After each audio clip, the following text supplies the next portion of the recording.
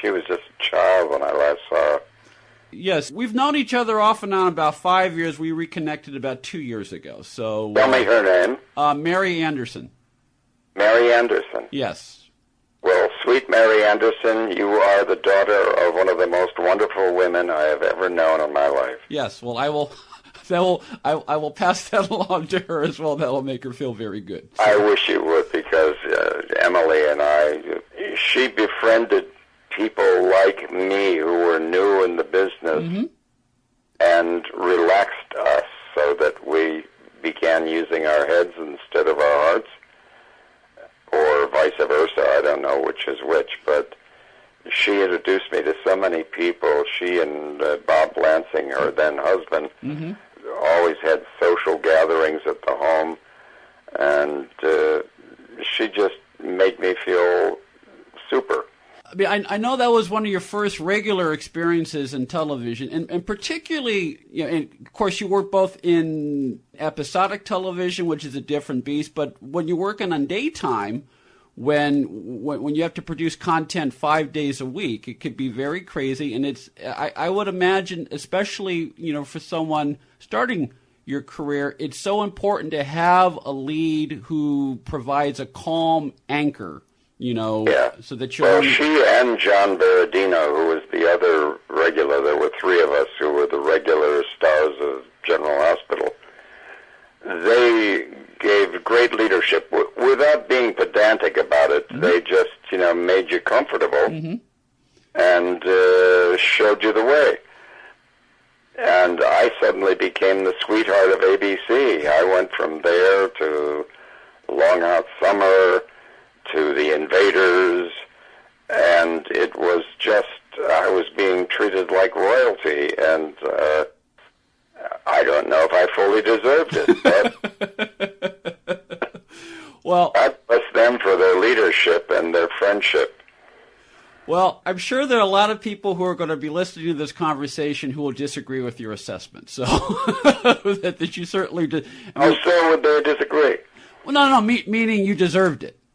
Well, you don't know that at the time. When you're an amateur, you're clinging to every straw possible.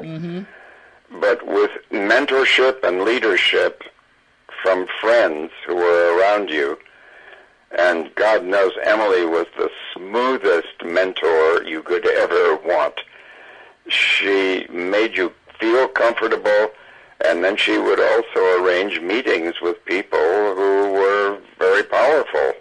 And little did I know at the time. But what a dear, what a dear.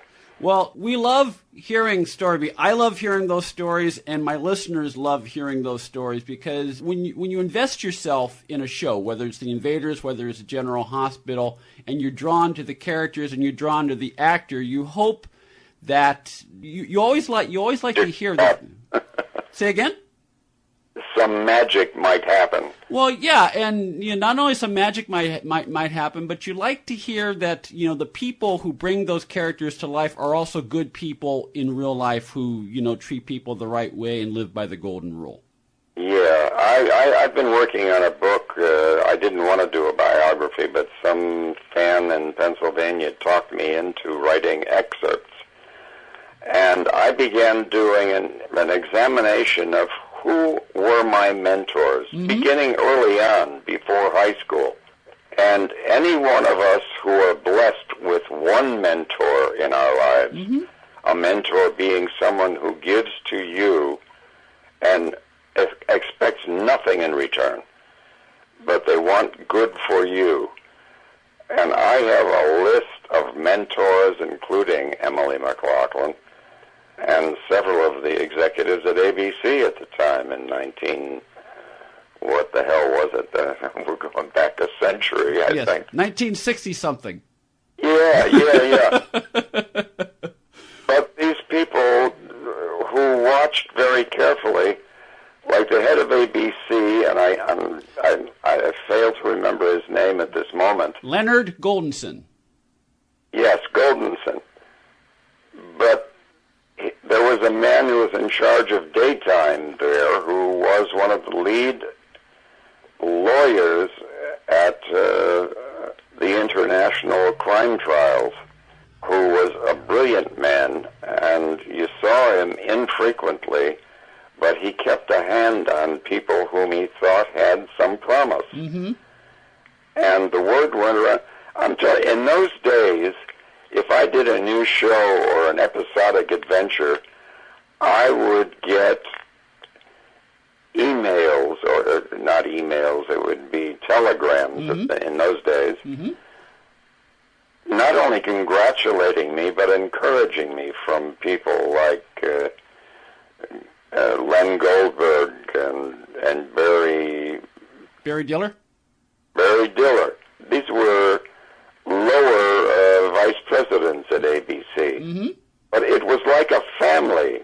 Mr. Goldenson was like the father of this beautiful family who encouraged young people who had some promise, I presume. They didn't encourage everyone. Well, what a blessing to come into that kind of family life in a profession. And as I say, I became the golden boy at ABC for several years, going on through The Invaders. Mm-hmm. It just got better and better and better. And in all of these new introductions, I was introduced to new mentors who expected nothing in return, but were just so encouraging.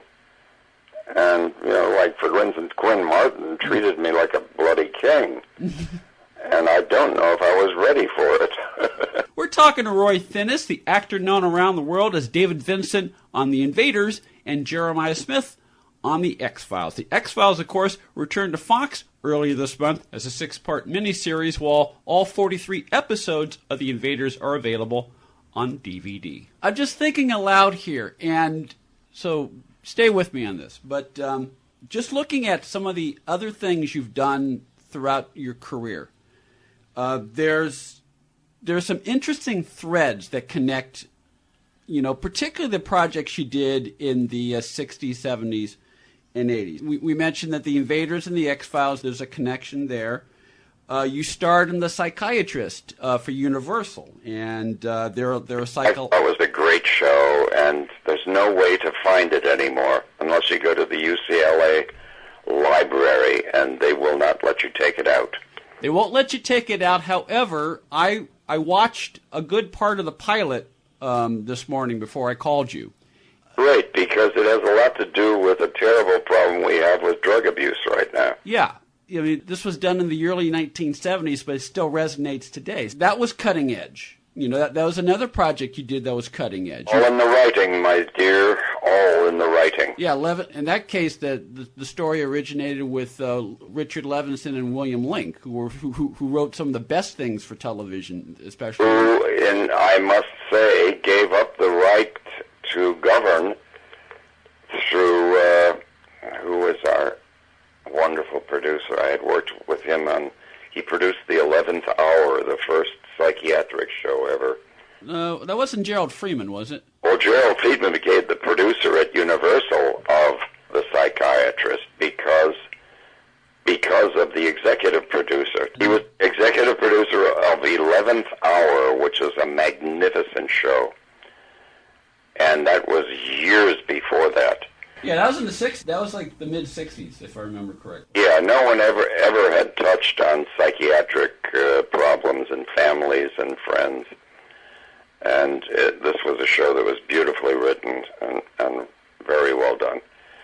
Anyway, that's where I met Angela Lansbury. She played my mother. It was a whole family. Tuesday Weld was my sister, and Marty Balsam was the father. And we went into a family ordeal of psychiatric problems. It was greatly done. So when I heard Norman Felton, it was his name. That's it, Norman Felton.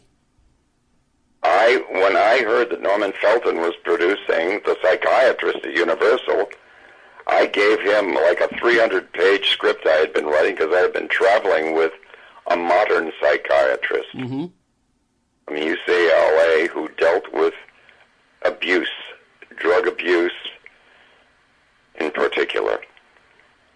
and he had 2 huge wards there. He had licenses to experiment with cannabis. There were bags of cannabis in the hallways there that were being shipped in to be reduced to THC pills so they could standardize the experiments. And do you know what I'm saying? Yes. Yes. So in the middle of that, I think it was Governor Ronald Reagan at the time, took his license away for cannabis. Mm-hmm. And he, in turn, gave it to the Eye Institute at UCLA, who did all of the experiments that he wanted to do.